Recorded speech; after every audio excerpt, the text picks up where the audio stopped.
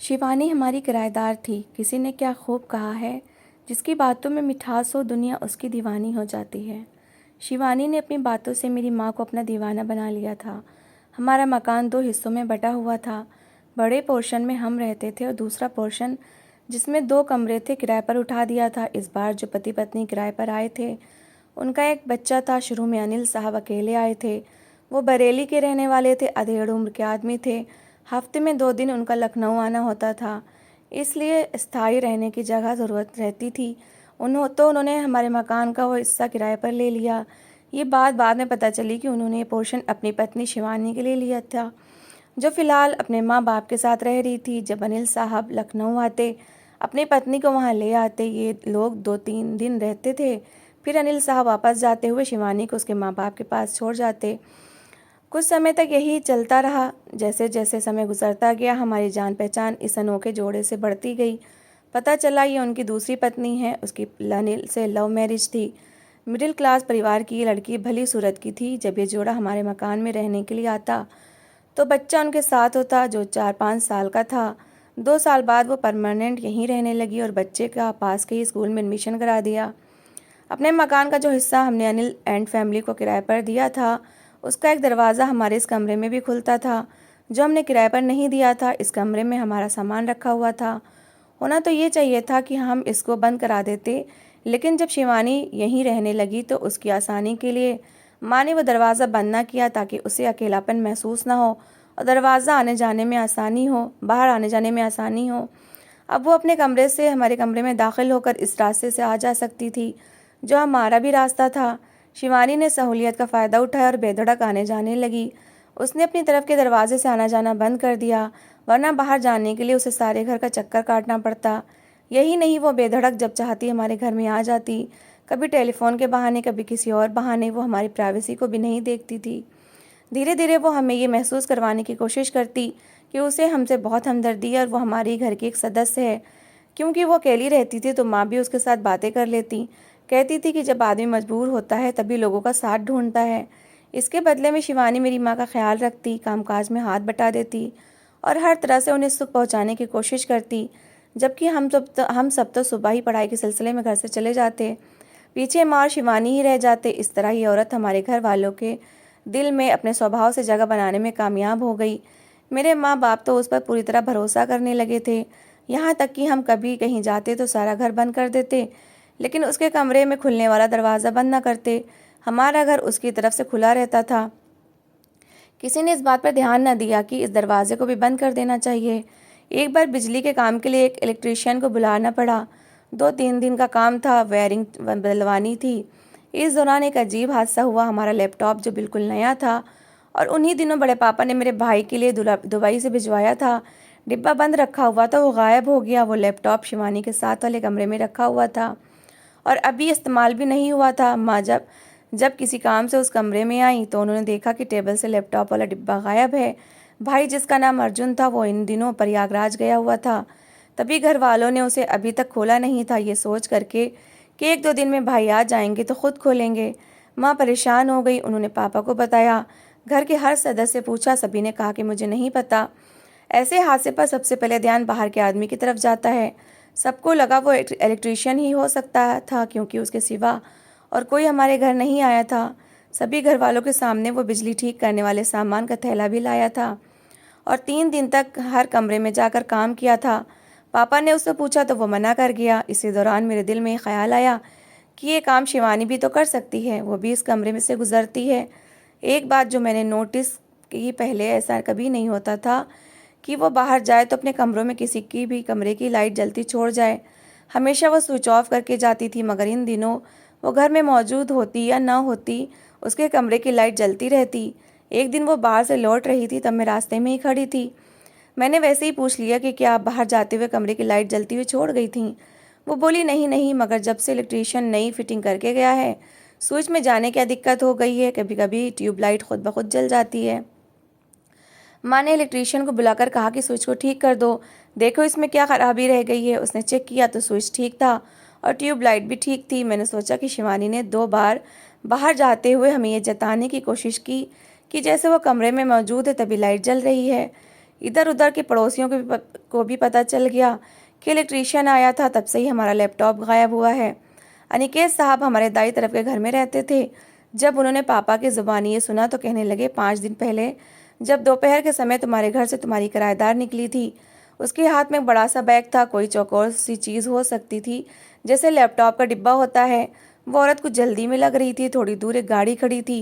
वो तेज़ तेज़ कदम उठाते हुए उसमें जाकर बैठ गई और गाड़ी चली गई। मैंने उस औरत की चाल से कुछ जल्दबाजी का अंदाज़ा किया था, जिस तरह कोई गलत काम करता है। उस समय मैं सामने वाले जनरल स्टोर पर बैठा हुआ था। वो जनरल स्टोर अनिकेत साहब के बेटे का था। उन्होंने मेरे पापा को सलाह दी कि आप चोरी की रिपोर्ट लिखवा दें और उस औरत का नाम भी ज़रूर लिखवाएं। उस इलेक्ट्रीशियन को बरसों से मोहल्ले के घरों पर बुलाया गया था। उसके बारे में आज तक चोरी की शिकायत नहीं मिली। बहरहाल किसी इंसान पर भरोसा नहीं। कल को यही वारदात बड़े पैमाने पर भी हो सकती है। पापा शायद ये बात पुलिस तक न ले जाते, लेकिन उनके समझाने पर उन्होंने चोरी की रिपोर्ट थाने में करा दी। पुलिस वाले आए, पूरे घर को देखा और ऐसे लोगों के नाम मांगे जिन पर शक हो सकता था।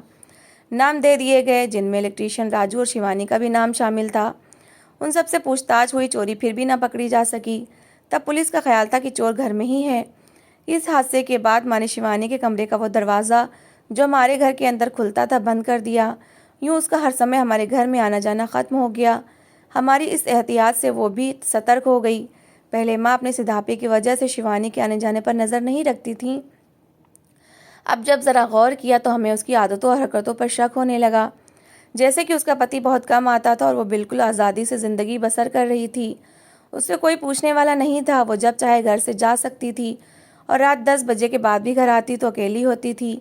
मायके से कोई उसे छोड़ने साथ नहीं आता था। शिवानी जी का पति तो अपनी पहली पत्नी और परिवार की परेशानियों में ही फंसा रहता था। वहाँ उसकी प्रॉपर्टी थी, दूसरी औरत को उसकी गैर मौजूदगी ने पूरी आज़ादी दे रखी थी। शिवानी मर्दों से बातें करने में कोई झिझक महसूस नहीं करती थी। उसका अंदाज़ बहुत मिठास भरा होता था, जो अकेली रहने वाली औरत के लिए अच्छी बात नहीं होती। 1-2 महीने गुजरे होंगे कि शिवानी मेरी माँ के पास रोती हुई आई। कहने लगी, मौसी, अनिल से शादी कर मैं बहुत पछता रही हूँ। भला ये भी कोई ज़िंदगी है? वो तो अपनी पहली पत्नी और 3 बच्चों के साथ खुश रहता है और मैं उसके इंतज़ार में अकेली सुलगती रहती हूँ। इस बार वो 3 हफ्तों बाद आया है। इस दौरान मेरी खबर तक ना ली कि ज़िंदा हूँ कि मर गई। आते ही जब मैंने अनिल से इस बात की शिकायत की तो वो बदतमीज़ी पर उतर आया। कहने लगा, रहना है तो इसी तरह रहो, वरना उसने मुझे मारा पीटा भी है, यहाँ तक कि मेरे बेटे पर हाथ उठाया। ऐसे पत्थर दिल इंसान को कोई औरत बर्दाश्त नहीं कर सकती। माँ आखिर औरत थी। शिवानी को रोते देखकर उसके साथ हमदर्दी जताने लगी और कहा, अनिल का दिमाग ख़राब हो गया है कि बच्चे को भी मारा है। अपने बच्चे को कोई बाप इस तरह बगैर गलती के मारता है भला? ठहरो, मैं उससे पूछती हूँ। तभी शिवानी फट पड़ी। कहने लगी, बच्चा दरअसल मेरे पहले पति का है। मेरे 2 बच्चे हैं। दूसरा बेटा अपनी दादी के पास रहता है।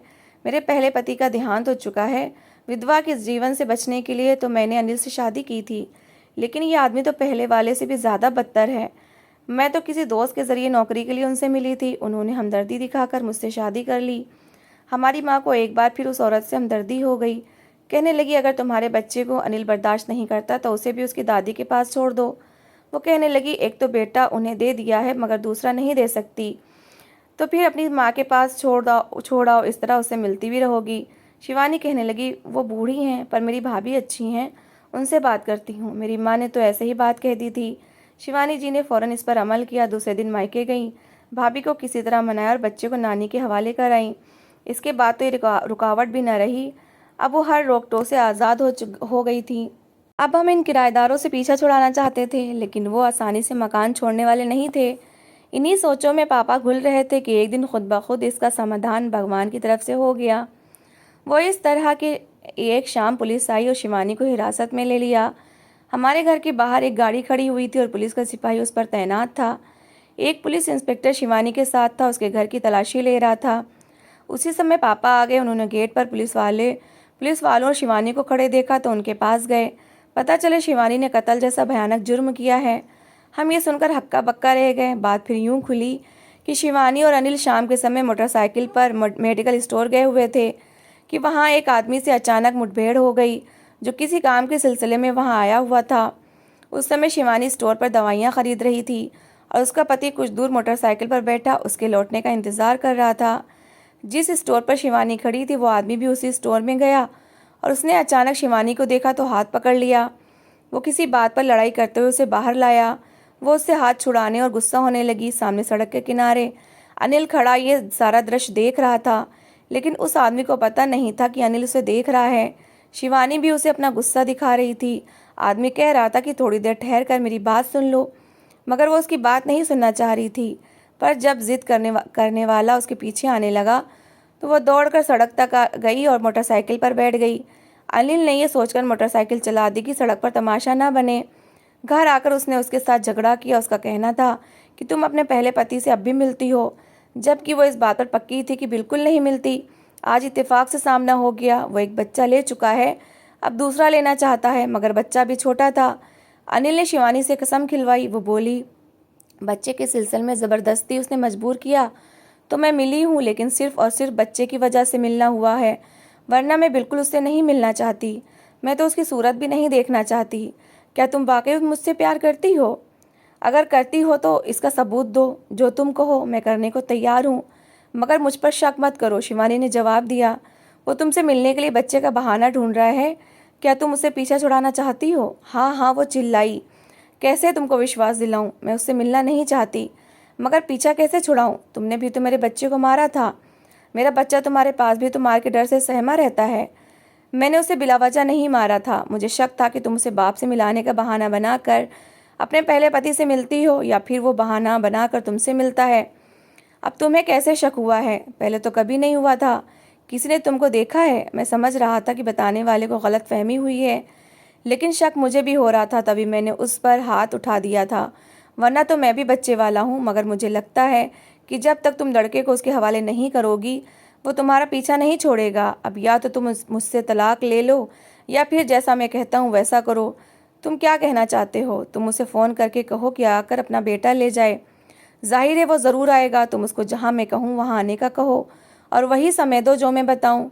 तुम क्या करने वाले हो? मैं कुछ नहीं करूँगा, तुम अकेले जाकर बात करना। जो बात तुम्हें उससे करनी है वो मौके पर बता दूंगा। फिर वो तुम्हें नहीं बुलाएगा, तुम्हारा पीछा छोड़ देगा, और तुम्हारा बच्चा भी तुमसे नहीं ले सकेगा। ठीक है?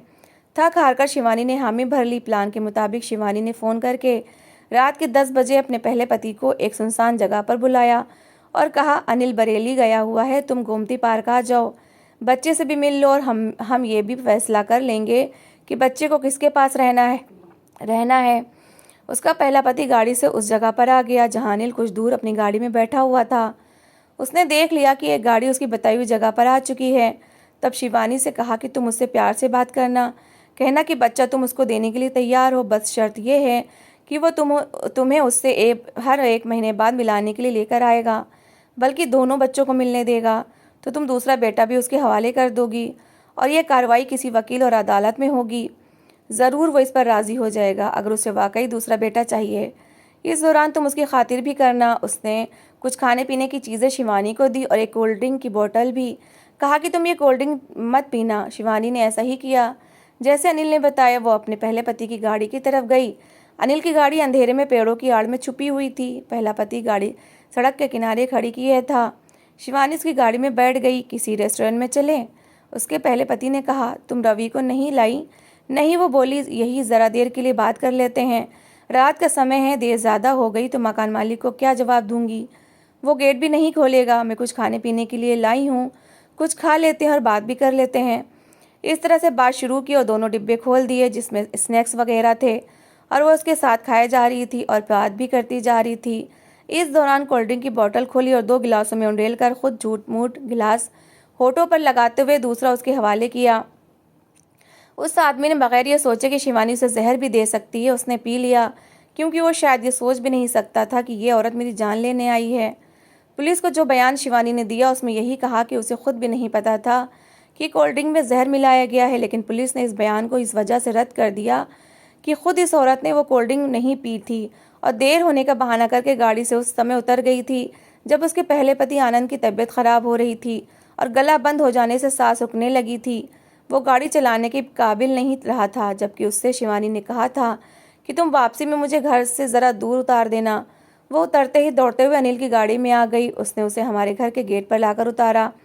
उस समय रात के 1 बज चुके थे। अनिल ने मेरे घर वालों से कहा कि हम किसी फंक्शन में गए थे, मैं बरेली के लिए रवाना हो रहा हूँ, आप गेट बंद कर दें। पापा ने गेट बंद करके ताला लगा दिया और शिवानी अपने कमरे में चली गई।